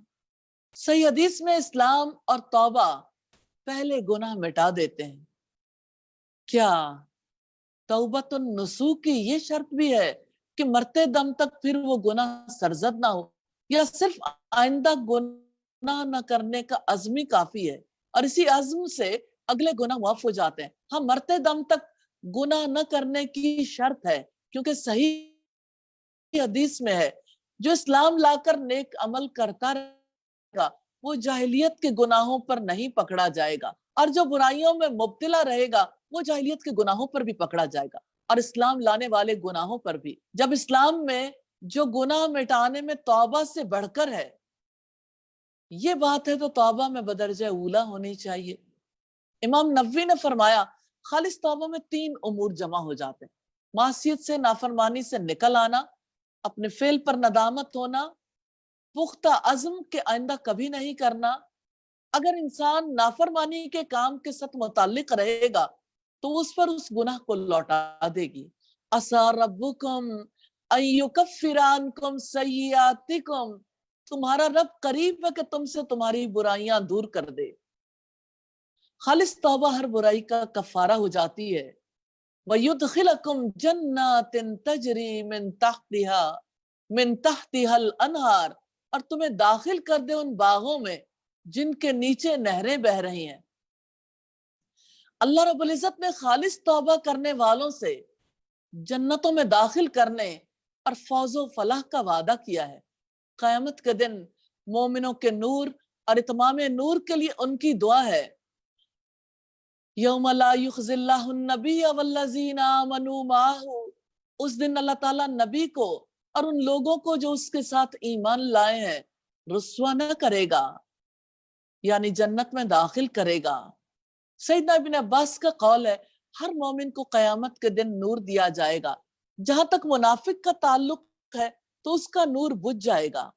नूरुहुम यसा बैना अयदीहिम व बिअयमानिहिम यक़ूलूना रब्बना अतमिम लना नूरना वग़फ़िर लना, उनका नूर उनके आगे और उनकी दाईं जानिब दौड़ रहा होगा। वो कहेंगे, ए हमारे रब, हमारा नूर मुकम्मल कर दे और हमें बख्श दे। जब कयामत के दिन अहले ईमान अपने नूर ईमान के साथ उसकी रोशनी में चल रहे होंगे, उसकी खुशबू से तस्कीन हासिल कर रहे होंगे, उस रोशनी के बुझ जाने पर डरेंगे जो मुनाफिकीन को दी गई थी, और अल्लाह ताला से सवाल करेंगे कि वो उनके नूर को पूरा कर दे, और अल्लाह ताला उनकी दुआ कबूल फरमाएगा। और उनके पास जो नूर और यकीन होगा उसके जरिए से अल्लाह ताला उन्हें नेमत भरी जन्नतों और रब्बे करीम के जवार में पहुंचा देगा। ये सब खालिस तौबा के आसार हैं। और खालिस तौबा से मुराद वो तौबा है जो सारे गुनाहों को शामिल, जो बंदे ने अल्लाह के हक में किए हैं। इस तौबा से अल्लाह की रजा, उसके कुर्ब के सिवा कुछ भी मतलूब ना हो, फिर बंदा अपनी तौबा पर कायम रहे तो हर एक का नूर उसके अमाल के मुताबिक होगा। उस वक्त मुनाफिक कहेंगे, उन्जुरूना नक्तबिस मिन नूरिकुम, हमारा इंतजार तो करो, हम भी तुम्हारे नूर से कुछ रोशनी हासिल करें। ये सूरह अल हदीद की आयत नंबर 13 है। उस वक्त मोमिन दुआ करेंगे, रब्बना अतमिम लना नूरना, ए हमारे रब, हमारे नूर को मुकम्मल फरमा दे, वग़फ़िर लना, और हमें बख्श दे, हमारे गुनाह मिटा दे, इन्नका अला कुल्ली शैइन कदीर, बिलाशुबा तू हर चीज पर पूरी कुदरत रखने वाला है। ये तवस्सुल है ताकि दुआ कबूल हो जाए। ये तवस्सुल अल्लाह ताला की सिफत कुव्वत और कुदरत से है कि यकीनन आप तो हर चीज पर पूरी कुदरत रखते हैं, तो आप हमारा नूर मुकम्मल कर दें और हमें बख्श दें। सैयदना अबू हुरैरा ने बयान किया, नबी सल्लल्लाहु अलैहि वसल्लम ने फरमाया, तुम में से किसी शख्स को उसका अमल नजात नहीं दिला सकेगा। सहाबे कराम ने अर्ज की, आपको भी नहीं? अल्लाह के रसूल फरमाया, मुझे भी नहीं, सिवाय इसके कि अल्लाह ताला मुझे अपनी रहमत के साये में ले ले। तुम्हें चाहिए कि दुरुस्ती के साथ अमल करो, म्याना रवी इख्तियार करो, सुबह और शाम, इसी तरह रात को जरा चल लिया करो और एतदाल के साथ चला करो, मंजिल मकसूद को पहुंच जाओगे। ये बुखारी की 6463 नंबर रिवायत। अहले ईमान नूर और मग़फ़िरत की दुआ के लिए कहेंगे कि यकीनन तू हर चीज पर कुदरत रखता है। इससे अहले ईमान के बारे में ये पता चलता है कि उन्हें अल्लाह की कुदरत का गहरा शऊर होता है। अल्लाह ताला की कुदरत के गहरे शऊर से इंसान को अल्लाह ताला के साथ ताल्लुक की जरूरत का शिद्दत से एहसास होता है। इंसान अल्लाह ताला से दुआएं करने वाला बन जाता है। उसे यकीन होता है कि उसी के मुआफ करने से मुआफी मिलेगी। जैसे उसके पैदा करने से वजूद मिला, जिंदगी अता करने से जिंदगी मिली, रिस्क अता करने से रिस्क मिला, ऐसे ही उसी के अता करने से नूर अता किया जाएगा और मग़फ़िरत मिलेगी। आयत नंबर 9 है, या अय्युहन नबिय्यु जाहिदिल कुफ़्फ़ार वल मुनाफ़िक़ीन वग़्लुज़ अलैहिम वमअवाहुम जहन्नम वबिअसल मसीर। اے نبی کفار اور منافقین سے جہاد کرو اور ان پر سختی کرو اور ان کا ٹھکانہ جہنم ہے اور بہت ہی برا ٹھکانہ ہے۔ رب العزت نے اپنے نبی کو کافروں اور منافقوں سے جہاد کرنے کا حکم دیا ہے۔ کافروں کے ساتھ تلوار سے جہاد کریں اور منافقوں کے ساتھ وعید اور زبان سے جہاد کریں۔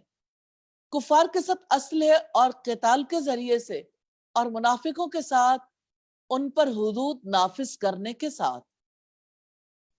وَغْلُظْ عَلَيْهِمْ اور ان پر سختی کرو، یعنی ان کے ساتھ خطاب میں نرمی کا معاملہ نہ کریں۔ رب العزت نے ان کے ساتھ دلیل کے ذریعے جہاد کا حکم دیا ہے۔ ان کے موقف کا ابطال کرنا اور جو اللہ تعالیٰ اور اس کے رسول کی اطاعت سے انکار کرے اس کے خلاف جنگ کرنا۔ وَمَأْوَاهُمْ جَهَنَّمْ وَبِئْسَ الْمَصِيرُ اور ان کا ٹھکانہ جہنم ہے اور بہت ہی برا ٹھکانہ ہے۔ یعنی دنیا میں تو ان پر سختی کرنی ہے اور آخرت میں ان کا ٹھکانہ جہنم ہے جو بہت برا ٹھکانہ ہے۔ ہر خسارہ اٹھانے والا اسی کی طرف لوٹے گا۔ آیت نمبر 10 ہے ضرب اللہ مثلا للذین کفروا امرأۃ نوح وامرأۃ لوط کانتا تحت عبدین من عبادنا صالحین فخانتاہما فلم یغنیا عنہما من اللہ شیئا وقیل ادخلا النار مع الداخلین۔ اللہ تعالیٰ نے کافروں کے لیے نوح کی بیوی اور لوط کی بیوی کی مثال بیان کی ہے۔ وہ دونوں ہمارے بندوں میں سے دو نیک بندوں کے نکاح میں تھیں، پھر ان دونوں نے ان سے خیانت کی تو اللہ تعالیٰ سے بچانے میں ان کے کچھ بھی کام نہ آئے اور ان سے کہہ دیا گیا داخل ہونے والوں کے ساتھ تم دونوں بھی آگ میں داخل ہو جاؤ۔ دنیا کا میل جول قیامت میں کام آنے والا نہیں۔ رب العزت نے فرمایا ضرب اللہ مثلا للذین کفروا امرأۃ نوح وامرأۃ لوط۔ اللہ تعالیٰ نے کافروں کے لیے نوح کی بیوی اور لوط کی بیوی کی مثال بیان کی ہے کہ ان سے ان کے کفر اور مومنوں سے عداوت کا بدلہ لیا جائے گا، انہیں ان کی سزا دی جائے گی، اور اس معاملے میں مومنوں کے ساتھ دنیا کا میل جول کام نہیں آئے گا، نہ نسب، نہ قربت، نہ زوجیت، نہ محبت کے تعلقات۔ اس سلسلے میں نبوت کے دو گھرانوں کی مثال دی گئی، سیدنا نوح علیہ السلام کی بیوی اور سیدنا لوط علیہ السلام کی بیوی کی۔ کانتا تحت عبدین من عبادنا صالحین، وہ ہمارے دو نیک بندوں کے نکاح میں تھیں، پھر ان دونوں نے ان سے خیانت کی تو اللہ تعالیٰ سے بچانے میں ان کے کچھ بھی کام نہ آئے۔ سیدنا نوح اور سیدنا لوط علیہ السلام کی بیویاں ان کے ساتھ رہتی تھی، کھاتی پیتی تھی، لیکن انہوں نے ان سے ایمان میں خیانت کی، وہ ان پر ایمان نہیں لائیں تو ہر وقت کا میل جول اور معاشرت ان کے کام نہیں آئی۔ معذرت خواہوں،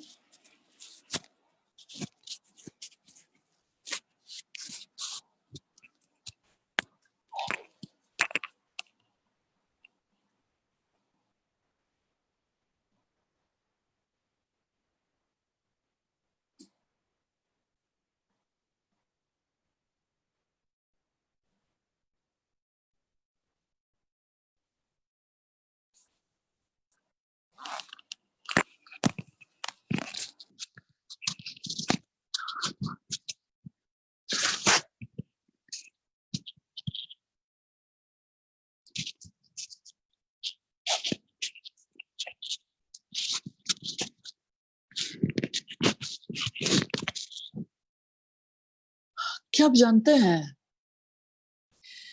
کہ نوح علیہ السلام کی بیوی اور لوط علیہ السلام کی بیوی نے اپنے شوہروں سے کیا خیانت کی تھی؟ ایمان میں خیانت کی تھی، ایمان نہیں لائیں تو ہر وقت کا میل جول اور معاشرت کام نہیں آئی۔ کبھی کبھی ایسا ہوتا نا، بالکل قریب رہنے والے لوگ ایمان سے محروم رہتے ہیں، کیونکہ ہدایت دینا کسی انسان کے ہاتھ میں نہیں ہے۔ جب دل ایمان سے خالی ہو تو میل جول کیسے کام آ سکتا ہے؟ دو پیغمبروں کی بیویوں کی معاشرت ان کے کام نہیں آئی۔ اس میں ازواج مطہرات کے لیے اللہ تعالیٰ اور اس کے رسول کی نافرمانی سے بچنے کے لیے تنبیہ ہے کہ اگر نافرمانی کی تو رسول اللہ کے ساتھ رہنا فائدہ نہیں دے گا۔ فَخَانَتَاهُمَا، پھر ان دونوں نے ان سے خیانت کی، یعنی دین میں ان دونوں نے نبیوں کی خیانت کی۔ دونوں اپنے شوہروں کے دین پر نہیں تھیں، کسی اور دین پر تھیں۔ خیانت سے یہی معنی مراد ہیں، اس سے نسب اور بستر کی خیانت مراد نہیں ہے، کیونکہ کسی نبی کی بیوی بدکاری کی مرتکب نہیں ہوئی، نہ اللہ تعالیٰ نے کسی بدکار عورت کو انبیاء میں سے کسی کی بیوی بنایا ہے۔ سیدنا اکرمہ اور سیدنا زحاق کہتے ہیں خیانت سے مراد یہاں بدکاری نہیں ہے، اسی پر علماء کا اجماع ہے۔ ہاں، اپنے شوہروں کے بارے میں وہ غلط پروپیگنڈا کیا کرتی تھی۔ سیدنا نوح کی بیوی ان کے بارے میں کہتی تھی دیوانہ ہے۔ سیدنا لوط کی بیوی اپنے گھر میں آنے والے مہمانوں کے بارے میں قوم کو اطلاع دیتی تھی۔ دونوں عورتوں کی ہمدردیاں کافر قوم کے ساتھ تھیں، دونوں نفاق میں مبتلا تھیں۔ اس سے امہات المومنین سیدہ عائشہ اور سیدہ حفصہ کو تنبیہ کرنا مطلوب ہے۔ فَلَمْ يُغْنِيَا عَنْهُمَا مِنَ اللَّهِ شَيْئًا، تو اللہ تعالیٰ سے بچانے میں ان کے کچھ بھی کام نہ آئے۔ یعنی سیدنا نوح علیہ السلام اور سیدنا لوط علیہ السلام دونوں اپنی بیویوں کے کام نہیں آ سکے، انہیں اللہ کے عذاب سے تھوڑا سا بھی نہیں بچا سکے۔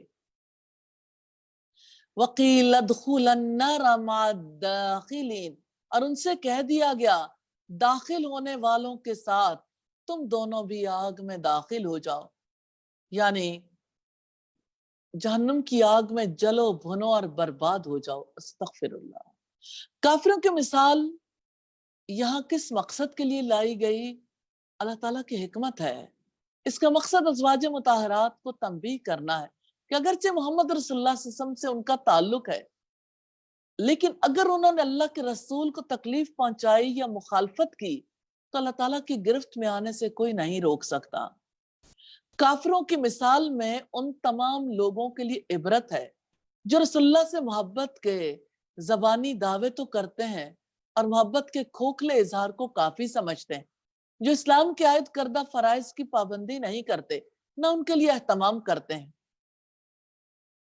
محبت کا وہ اظہار جو آج کل کے دور میں لوگ کرتے ہیں، اس کا اسلام سے کہاں تعلق ہے؟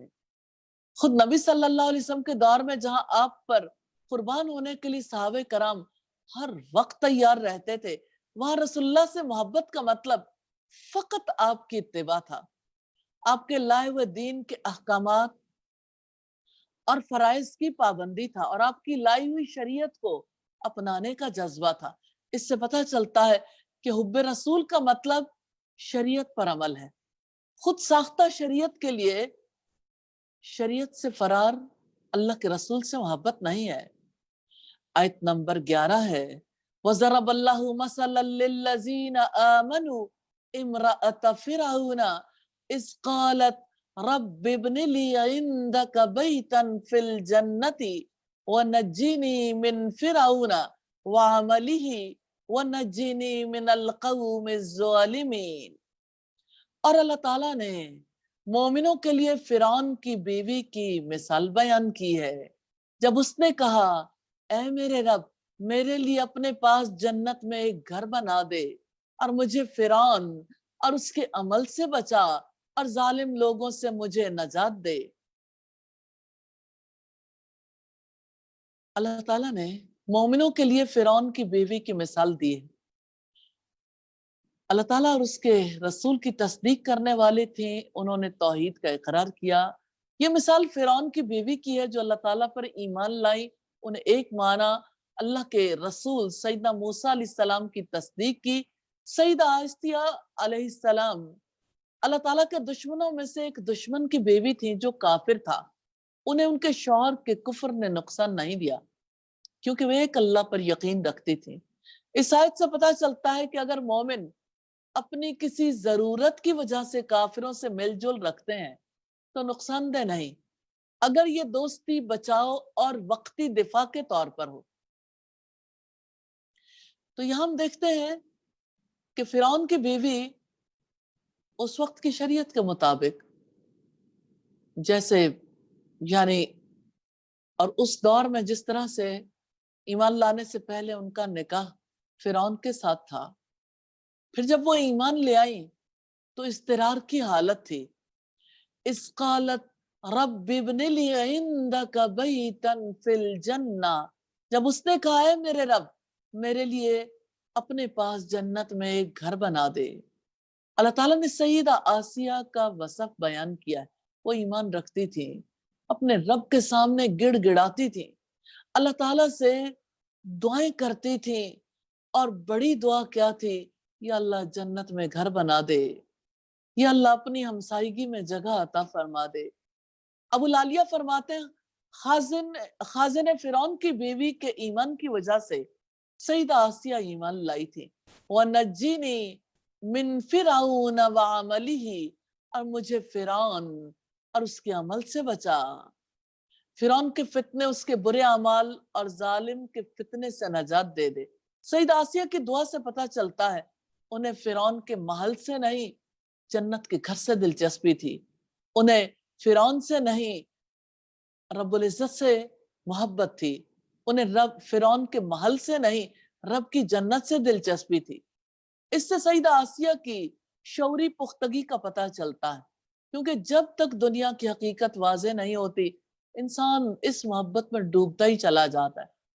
سیدہ آسیہ ایمان کی وجہ سے محلات کی عیش و عشرت کی زندگی کو گندگی سمجھتی تھی، اس لیے اس زندگی سے پناہ مانگتی تھی، اور فرعون کے عمل سے پناہ مانگنے سے پتہ چلتا ہے کہ وہ فرعون کی بادشاہت سے مروب نہیں تھی، کیونکہ وہ بادشاہ کائنات کی حقیقت کو پا چکی تھی، ان کے نزدیک دنیاوی ساز و سامان کی کوئی اہمیت ہی نہیں تھی۔ وَنَجِّنِي مِنَ الْقَوْمِ الظَّالِمِينَ، اور ظالم لوگوں سے مجھے نجات عطا کر دے، یعنی فرعون کی ساری قوم سے نجات دے دے۔ سیدہ آسیہ ظالم قوم سے نجات مانگتی تھی، اس سے پتہ چلتا ہے اپنی قوم کے درمیان رہنا ان کے لیے کس قدر مشکل ہو تھا، جبکہ مال اور اقتدار انہی کے پاس تھا۔ حقیقت یہ کہ ایمان اور ایمان والوں کے ماحول میں رہنا دنیا کی بہت بڑی دولت ہے، کیونکہ اسی ماحول کی وجہ سے انسان اپنے رب سے جڑا رہتا ہے۔ اللہ تعالیٰ نے سیدہ آسیہ کی دعا قبول کر لی، وہ ایمان میں کمال درجے کو پہنچی، ثابت قدمی کے ساتھ زندہ رہیں، تمام فتنوں سے بچی رہیں۔ اسی بنا پر نبی صلی اللہ علیہ وسلم نے فرمایا مردوں میں سے تو کمال کے مرتبے تک پہنچنے والے لوگ بہت ہیں، مگر عورتوں میں مریم بنت عمران، آسیہ بنت مزاحم، خدیجہ بنت خویلد کے سوا کوئی عورت مرتبہ کمال کو نہیں پہنچی، اور عائشہ کی تمام عورتوں پر فضیلت ایسے ہے جیسے سرید کی تمام کھانوں پر فضیلت ہے۔ یہ بخاری کی 3411 نمبر روایت ہے۔ نصفی نے کہا اس میں دلیل ہے اللہ تعالیٰ کی پناہ مانگنا، اس سے التجا کرنا اور مصیبتوں سے نجات پانے کے لیے سوال کرنا صالحین کی سیرت میں سے ہے۔ تو اللہ تعالیٰ نے ایمان والوں کے لیے فرعون کی بیوی کی مثال اس لیے دی ہے کہ ایمان والوں کو ترغیب ملے، مشکل ترین حالات میں کسی ظالم کی قربت میں حالات کی سختیوں کے باوجود دین پر ثابت قدم رہنا چاہیے، صبر کرنا چاہیے۔ اللہ تعالیٰ نے اس کے ذریعے ان لوگوں کو بھی ترغیب دلائی ہے جو ہمیشہ آسانیوں کی تلاش میں ہوتے ہیں، چاہتے ہیں آسانیاں ہو جائیں تو دین کے احکامات پر عمل کریں۔ سیدہ آسیہ کی زندگی سے پتہ چلتا اور اس مثال سے یہی سبق دیا گیا کہ مشکلات ہی اللہ تعالیٰ کے احکامات پر عمل کرنے کے لیے آتی ہیں، اور تنگیوں میں مصائب میں صبر کر کے اللہ تعالیٰ کے احکامات پر عمل ہوتا ہے۔ اس مثال سے اللہ تعالیٰ نے مومنوں کو سبق دیا ہے کہ کفر کی شان و شوکت اور کافروں کی دولت ایمان والوں کا کچھ نہیں بگاڑ سکتی۔ جو سچا مومن ہے وہ دولت سے یا کسی کی قوت سے ایمان کو نہیں ہار دیتا۔ اللہ تعالیٰ نے سیدہ آسیہ کو مثال بنا دیا کہ وقت کے سب سے بڑے ظالم اور کافر کی بیوی تھی، لیکن وہ یعنی فرعون انہیں ایمان سے نہیں روک سکا۔ آیت نمبر 12 ہے وَمَرْيَمَ ابْنَتَ عِمْرَانَ الَّتِي أَحْسَنَتْ فَرْجَهَا فَنَفَخْنَا فِيهِ مِنْ رُوحِنَا وَصَدَّقَتْ بِكَلِمَاتِ رَبِّهَا وَكُتُبِهِ وَكَانَتْ مِنَ الْقَانِتِينَ۔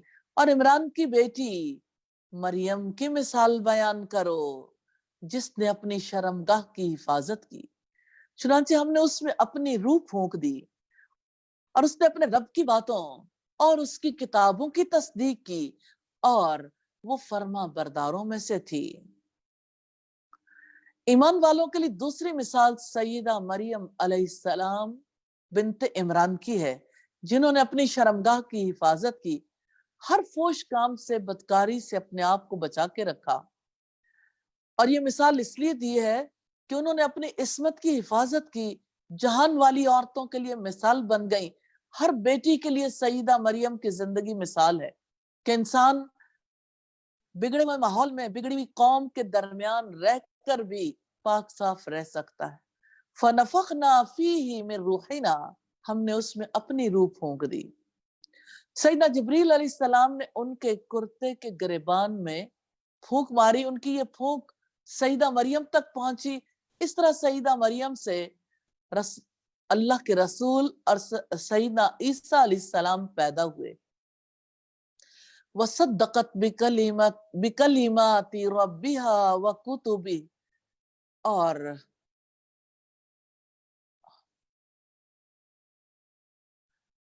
اور اس نے اپنے رب کی باتوں اور اس کی کتابوں کی تصدیق کی۔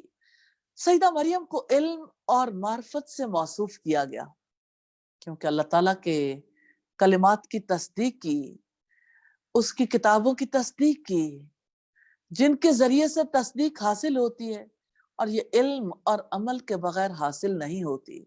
اللہ تعالیٰ نے سیدہ مریم کی مثال اس لیے بیان کی ہے کہ انہوں نے رب کے کلمات یعنی اللہ تعالیٰ کی شریعت اور اس کی کتابوں کی تصدیق کی۔ جہان بھر کی بچیوں اور عورتوں کے لیے ان کی زندگی مثال ہے۔ اللہ تعالیٰ کی شریعت کا، اس کی کتابوں کا علم حاصل کرنا، اس پر عمل کرنا صرف مردوں کی ذمہ داری نہیں ہے، ہر ایک اپنے عمل کا ذمہ دار ہے۔ وَكَانَتْ مِنَ الْقَانِتِينَ، اور وہ فرما برداروں میں سے تھی، وہ اپنی عبادت اور دینی حالت میں خشوع اور خشیت سے اطاعت کرنے والوں میں سے تھیں، اور اس پر وہ دوام حاصل کر چکی تھیں۔ ان کے عمل کا کمال یہی ہے، صدیقہ تھیں۔ صدیقیت کمال علم و عمل کا نام ہے۔ مسند احمد میں سیدنا ابن عباس سے روایت ہے، رسول اللہ نے فرمایا جنت کی تمام عورتوں میں سب سے افضل سیدہ خدیجہ، سیدہ فاطمہ، سیدہ مریم اور سیدہ آسیہ علیہ السلام ہے۔ رکوع ایک نظر میں،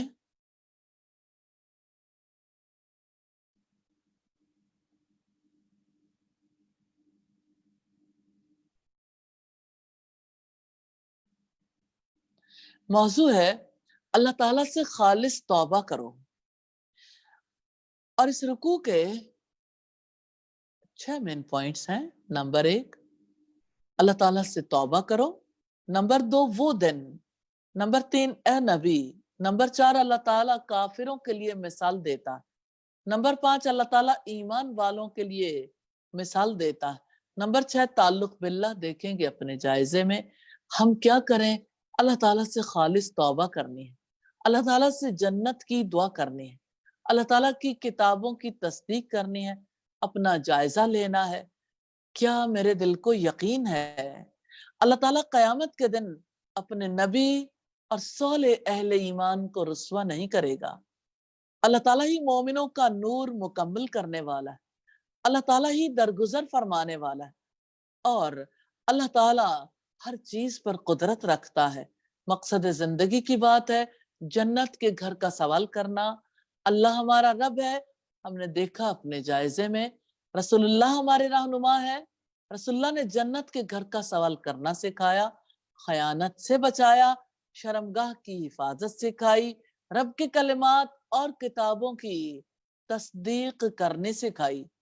کامیاب لوگوں کے رویے ہیں خالص توبہ کرنا، ایمان لانا، काफिरों और मुनाफिकों से जिहाद करना, जन्नत के घर का सवाल करना, अपनी शर्मगाह की हिफाजत करना, फर्मा बरदार बनना, रब के कलिमात और किताबों की तस्दीक करना, नाकाम लोगों के रवैये, कुफ्र करना, खयानत करना। आओ कुछ कर लें, इंशाअल्लाह अल्लाह ताला के कलिमात और किताबों की तस्दीक करते रहना है। मंजिल है कहाँ तेरी, क्या मैंने अल्लाह ताला से जन्नत के घर का सवाल करने का इरादा कर लिया है? क्या मैंने खयानत से बचने का इरादा कर लिया है? क्या मैंने अल्लाह ताला के कलिमात और किताबों की तस्दीक करने का इरादा कर लिया है? क्या मैंने शर्मगाह की हिफाजत करने का इरादा कर लिया है? इलाही सच्चे इरादे करने की तौफीक अता फरमाइए और अमले साले की तौफीक अता फरमाइए। अल्हम्दुलिल्लाह, हमने 28वां पारा सूरह अत-तहरीम दोनों मुकम्मल किए। अल्लाह ताला हमारी कोशिश को कबूल कर ले। अल्लाह ताला से दुआ है हमारी कमियों कोताहियों को दूर फरमा दे, हमें माफ कर दे, हमें सच्ची तौबा की तौफीक अता फरमा दे। अल्लाह ताला से दुआ है अपने खास फजल करम से हमें दीन इस्लाम पर सबात नसीब फरमा दे। व आखिरु दावाना अनिल हम्दुलिल्लाहि रब्बिल आलमीन। सुब्हानक अल्लाहुम्मा व बिहम्दिका नशहदु अल्ला इलाहा इल्ला अंता नस्तगफिरुका व नतूबु इलैक। अस्सलामु अलैकुम व रहमतुल्लाहि व बरकातुहू।